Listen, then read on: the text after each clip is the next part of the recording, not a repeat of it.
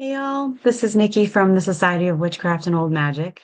I wanted to come in and pop in a video about Agatha all along and the idea of the Witch's Road now that we have seen the final episode.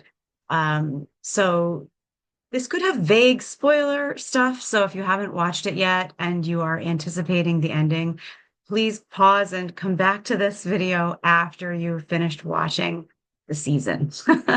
Um, there are a lot of magical parallels to real practice of magic and magical philosophy that exist in the show.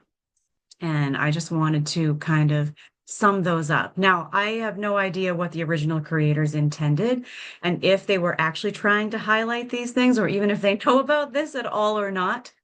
But it's there for the perusal nonetheless. So, firstly, we've got the concept that of course, we saw it created. We saw the song created between Agatha and her son as they literally lived on the road.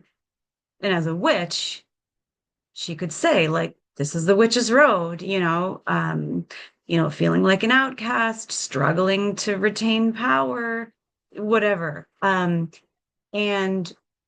she used the concept that became popularized through the spreading of the song. Of the Witch's Road as a magical idea, as a scam, right? To get people lured in so that they thought that she could help them open the path to the Witch's Road, only to find out that she had lied. And when they attack her, that she soaks up their power. It's one of the primary functions of her energy. So we can look at the Witch's Road as, on the one hand, just the road of life as a witch, the trials and tribulations that that brings. Those of you who, like myself, are witches know that it isn't easy. People are going to second guess you. Some people will fear you. Some people will covet you. It's very difficult. So, walking the road of life as a witch does have its trials and tribulations through many miles of tricks and trials. You wander high and low.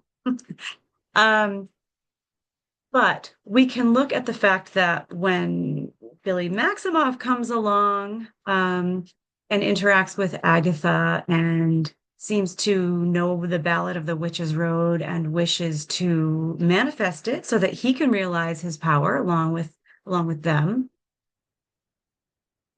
we understand finally that he actually created it, that it was a mental construct created out of his talent. Now, was it because he was the one that had real faith? We know there's a tenet in magic about how faith is a required ingredient in building effective manifestation, meaning not faith in a given power or anything like that, but faith in the sense that you have to have the full and clear belief that the thing that you wish to experience or manifest is fully possible.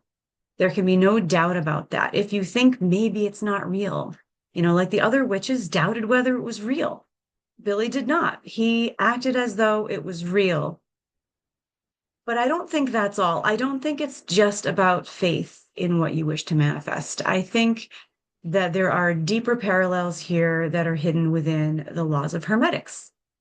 So, one of the underpinnings of Hermetic principles is this concept of the all, the infinite sum total of everything that ever was, that is, that ever will be. Every single thing, every thought, experience, object, reality, plane, you name it, that it is all a part of the organism of the universe. And the idea is that the all is mental in nature. What this means is that everything is at its core mental in nature, meaning some form of consciousness, whether it yet has shape and form or not. But what this also means is that the magician seeking to gain manifestation power or sorcery skill has to master the art of mental transmutation. And this seems to be where Billy Maximoff's power lies. We already knew he was a mind reading kid, but after finding glory at the end, or being the only one who truly seems to have leveled up. Well, we don't know about Jen yet, do we? What happened with her? And I think everybody like me is hoping for another season, maybe a prequel and a sequel season. Um, but we know that Billy has become very powerful after walking the witch's road. He, in fact, has manifested the end result of now having freedom, having power, and having to decide what to do with it.